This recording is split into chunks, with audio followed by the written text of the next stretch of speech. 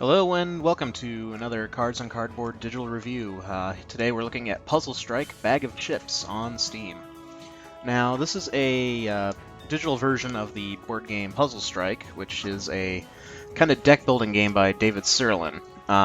Some people might know that name from fighting game communities or as a game designer of other games on Steam and in table and board game here. We're just going to kind of show you what's all going on in this game here. So we got our options menu, which basically gives you loose stuff here. You know, music, sound effects, English, and a number of quests that are kind of special things that you can do to earn, I think, in-game cash for the online version of this game. So what we're going to do is we're going to show you like just practice versus the AI here. So. In Puzzle Strike, you are going to have like an asymmetrical character list here, so every character has their own little special abilities that they're going to add to their bag of chips here. So in our case, we're going to try somebody interesting here that I haven't tried before. Now, as you can see, some of these chips have a lot of text on them, which it can be clearly read from this. This, I believe, was actually ported from the Unity engine from like an online source and put into Steam. So, as you can see here, we have a little setup for each of the game modes. We have our bank of chips that are going to be in the game, and we can actually edit this and kind of change some of the presets or do a completely random one. Just to give you an idea of like what kind of special actions are going to be available in the game. We have the timer over here, which allows people to basically not spam the game too badly. We've got double blind character selection and puzzle smash. I'm not actually sure what that is, but actually there's basic. Yeah, here it is. Okay, gem piles go to 15. You get extra actions. Okay, so it's a bit more of a game mode challenge than anything else, because in this game you're basically trying to get your opponent to 10 chips on their side at the end of their turn. Think of this kind of like Tetris, and they've gotten to the top of their lane here. So here's our little arrow lane things up here in the display. Here's our bag to show us what all we have in our bag. You can click on that. We've got our chips in hand, which is this little icon here. You've got our discard area, so that's the things that we have discarded. And then we have what we currently have available. Now, right now, she's been playing her turn. She's played a ability here, which allows us to respond to something, so such as this. Yeah, we can trash a chip in our hand now, so we can actually remove some of these lesser ones from our hand. And then we can bank something of 1 to 3. So let's go ahead and pick a 2 up right before we start. So. Every turn you get one action, basically, to play. If you're familiar with Dominion or other deck-building games, these are represented by just a black arrow, and all of these things over here can take a black arrow to use as an action.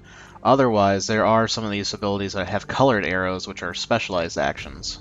So in this case, we're going to play this. Each anti-phase, which is when we put down a thing into our little bar here. I can ante one higher than usual or discard a chip. No, I actually don't want to play that because that's actually pretty bad for me because I don't have like anything right now that I really want to do that. Because I don't have anything to play as far as other actions, so I think I'll quit there. So in this game, you want to spend your money. Each one of these things cost their gem value in money, and there's a little purchase value up here. If you can't buy something, you buy a wound, which is just a basic negative thing that goes into your hand here, in your discard pile. It literally does nothing, and it's hard to get rid of.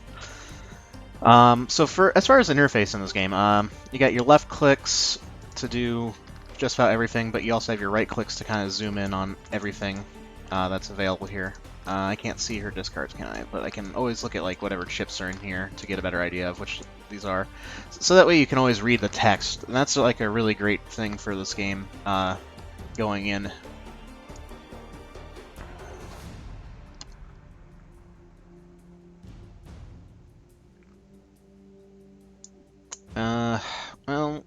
since I only have 2, I might as well try to give her wounds. And that's my next hand. So, we'll get to see what she does. She goes right into buying stuff. She didn't have an action, so that means she's done. So it's back to me. So I get to trash a chip from my hand and put a 2 cost thing. Okay, that's nice for now, but I really need to get some combines, so I think I will go ahead and do that, because that'll help me pay for more. So I got 1, 2, 3, 4. So I'm going to get a combine here. So that way I can actually start combining these gems, because gem combination is pretty great in this game. Alright, so I'm getting crashed on. I'm not going to react because I actually want more gems right now, because what I'm going to end up trying to do is basically send as many things as I can. Alright. Opponent reveals his hand and discards all purples. Steal one of those purples.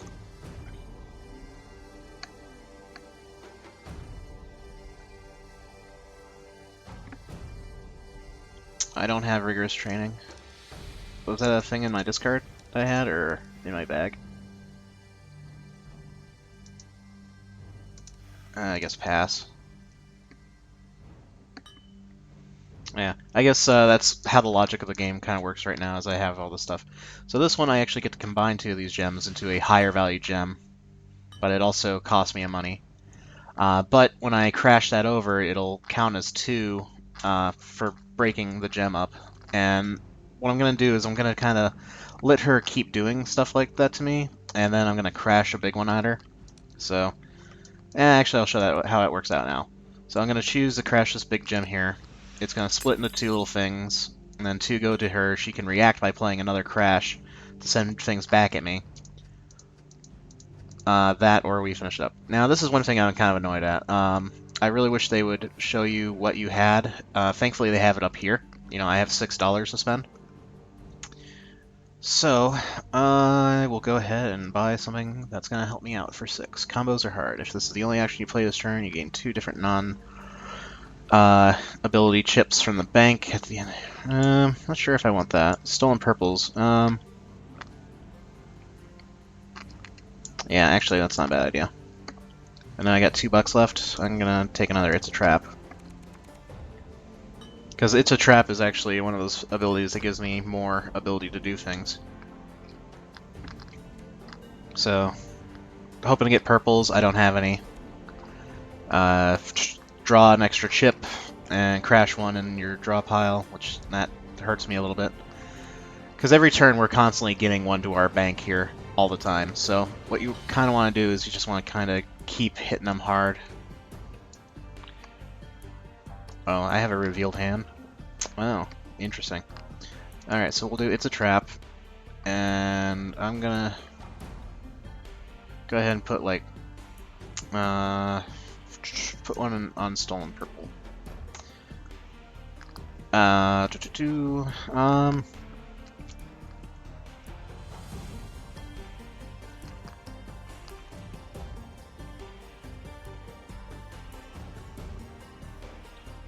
really just don't want to use that. I do want to use this though.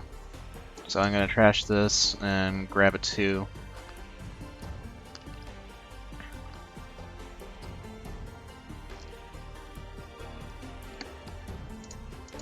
Alright, so I've got 3 that I bought here. I really want to kind of keep building things. Blues are good. I really don't have very many blues. But it is a reaction thing that allows me to become immune to a punching chip, but... Oof, that's really rough. Don't really need actions like that right now. I think I'll just do a draw 3 action, because that's really good for me right now.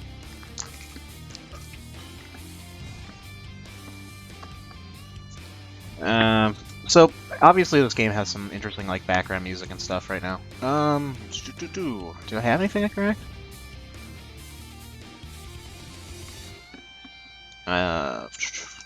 Can't play either of these, so I'm not sure why it's even giving me a chance to react, so obviously don't react. I really need to start comboing and breaking some of this stuff down, because it's gonna really hurt me if I don't. Alright, so I can either start discarding and get more firepower, or I could draw 3 more chips and just hopefully work out better. Okay, that's not bad. So, that works pretty nicely. So, 1, 2, 3, 4... Okay, so what I have here is a lot of money. So, I'm gonna buy myself a combine, and actually another combine. So there you go. See if I can actually use these combines now. See, now I'm gonna actually want to deal with some of these actions. Rigorous training is gonna be helpful as a reaction.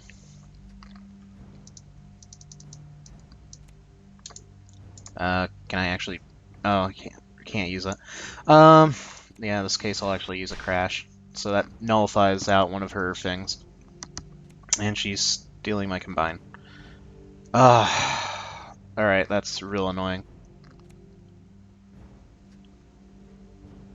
Alright. Well, I know exactly what I'm doing.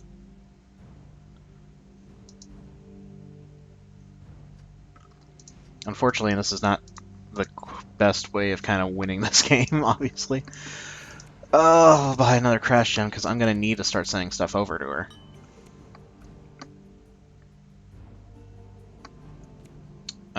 Come on. Yeah, I'm gonna lose here, I feel.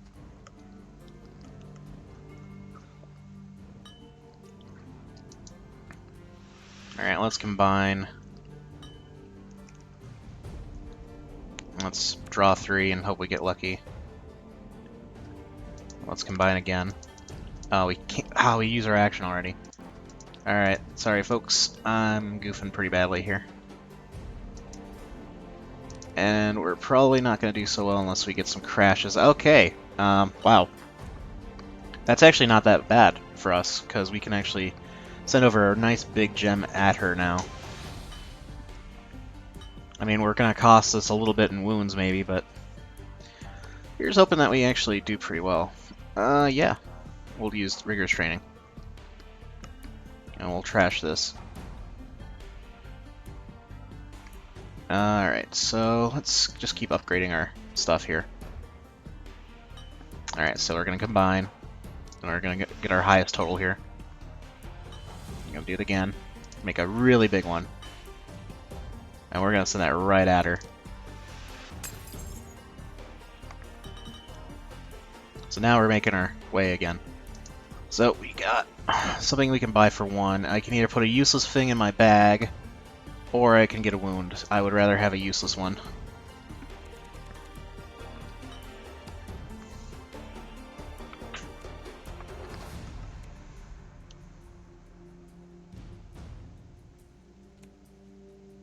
And she's crashing. So I'm gonna get something on me. I have nothing to react with, so unfortunately I get 2 more. But we're kind of pushing the end game here, as you can see. We're both in this weird territory where if we don't keep going... Alright, so I'm gonna put that on there. Kind of punish her a little bit. I have 1 more action, so whatever I play, it's gotta be pretty good. So let's go ahead and purge and get rid of one of these guys and get a 2. And that way we get a little bit more spending power, so hopefully we can come out better in the next turn. Again, I kind of want to get this double crash gem eventually, but I can't really afford it right now. So I think what we're going to do is find something we can actually react with if possible. Yeah, like blues are good. Maybe we'll get lucky.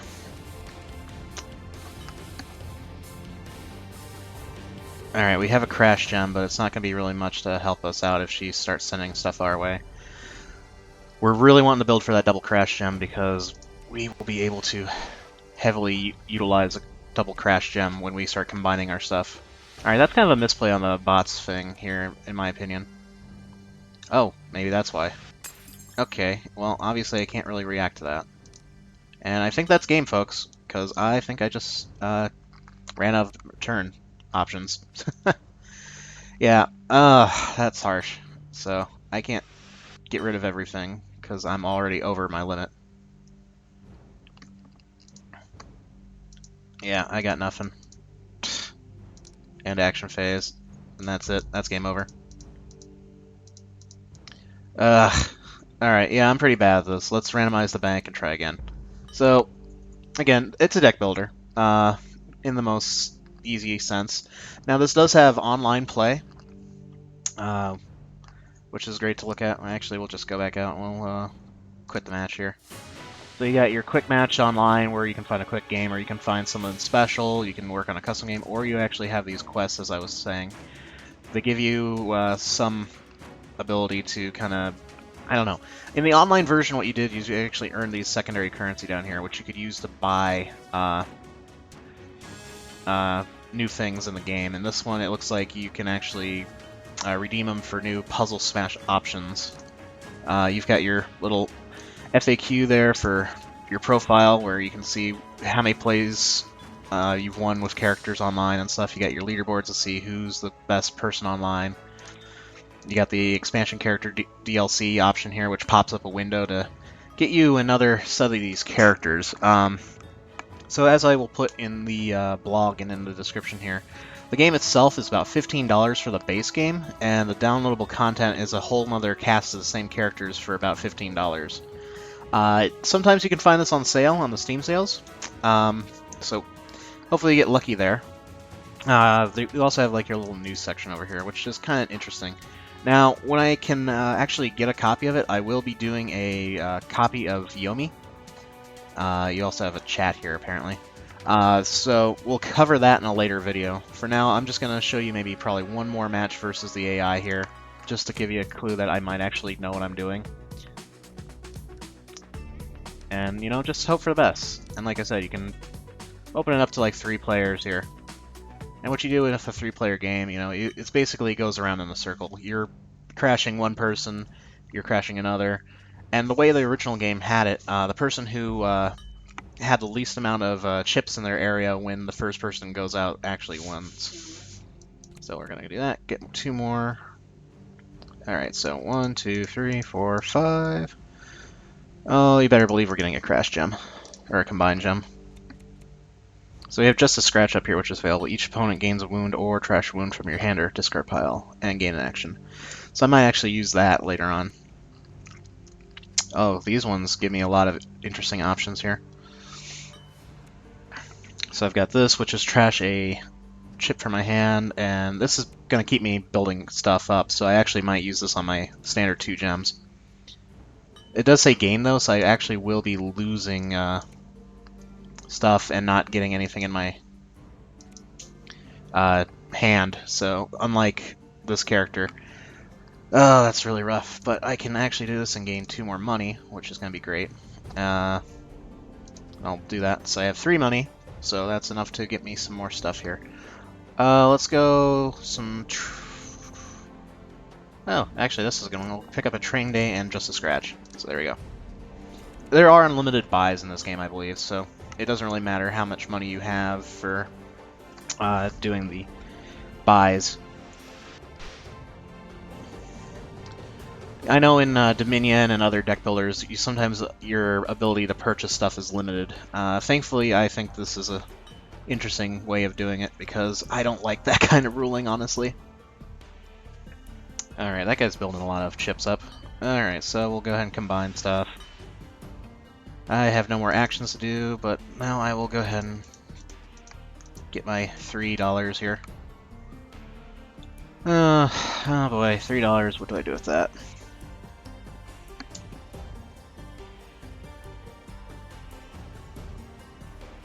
Ante a 3-cost gem. Man, all players draw 2 chips, you may trash this chip. So that's basically saying I will take 3 onto my stack right there, and then everyone gets 2 chips. That's not really great. Oh, that's not bad. So that one allows me to kind of hurt other people.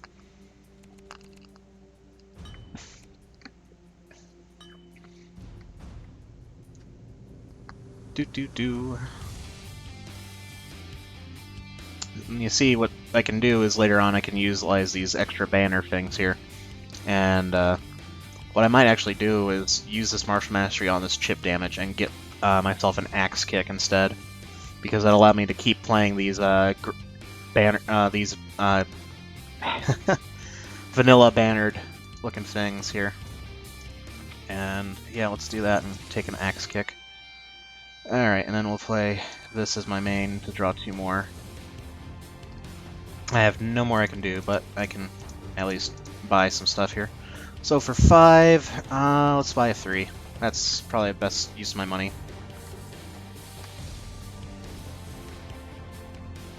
And they play a reaction so they can upgrade a chip as well. Alright, so now we're starting to get somewhere. Well, obviously I'm going to do this combined first. Oh, I'm getting crashed on. Yeah, I'll react with crash, and I'll send a big one out that way. So that way I'm trading 1 for 2. So, boom, you get that one. And they crash one of their own to block it. So this way we're kind of both behind a little bit, but we are having to worry about this big guy over here. Let's see what he does. Alright, so he's anteing 1, he does Training Day, which means he gets to put that in there and get something slightly bigger, which he's taking another Training Day. So the piggy bank actually is interesting. That one allows you to hold cards between turns. So, I guess we're going to combine since I get to do that and still keep an action. I really need to keep at least something in my hand so I don't get a wound. So I can choose one. Opponents get a wound. Alright, so I got $1, which is not good, but I would rather take one little token than get forced to take a wound. See, everyone else is kind of playing with their anti-pools a lot more. That vigor really hurts because now everyone just got antied up, so that's going to force the game to go quicker. It's kind of a cool idea. Oh, I guess in this version of the game you actually get to choose who you want to crash on. So that's a interesting way of dealing with that. I did not realize that was the rule, because it used to be you could just go around in the circle. Now, this is one of the problems I think a lot of people have had with the Cyrillin brand here, was the fact that I believe they actually did multiple versions of the game. So you were kind of doing this thing where you were constantly having the game get upgraded to be more balanced. Now, balance is such a weird thing in games. Let's go 2 more chips. Awesome. Because balance is such a hard thing to kind of consider dealing with. Now, maybe you say that it's a bad idea to like re-release games, but you know, if there's a sufficient amount of time that passes, like maybe 4 or 5 years, maybe even 2, I think upgrading your game by that point's not the worst idea. But maybe consider selling like some sort of upgrade kit or like something else to kind of mitigate that issue with that people might have, because that's one of the things that people will have issue with. No, I'm not going to react to that. Like, if I bought a game right off the shelves and found out that it was an inferior edition somehow, I might be a little, you know, ticked off. Yeah, let's combine some stuff. Okay. Oh boy, so much to do. Wish I had stuff that allowed me to play more purple. That's the problem. So, let's give people more stuff to worry about. Or I can crash something. I think I'm gonna crash something. Let's crash that. Let's go against Crashbot there, because I don't like his pool. Boop-a-doo, buy 2. And we'll actually go ahead and take that Training Day, because Axe Kick and Training Day is going to help out a lot. But yeah, I have nothing wrong with improving your game. But please try to do it in such a way where it's not going to, you know, force me to buy a lot of stuff here. Like, I think I had a game where I literally had to go out and, yeah, like Pandemic here. They made a second edition of it. Now, the problem was, like, you could get a deck of cards. Oh, hey, I actually I actually won. So, alright, the win condition stays the same. If somebody goes out, the person with the lowest amount of gems wins. So, there's a little bit of a pick on the weak guy thing going on there. But, you know, that's a good way of doing it. I think this game works better as a two-person game, honestly, because still, as most deck builders are, it's a good head-to-head game. Alright, so I think I'll stop rambling here. I've recorded enough. Thank you so much for watching a Cards on Cardboard digital review here. Again, I've been Benjamin Hernandez, and thank you so much for watching.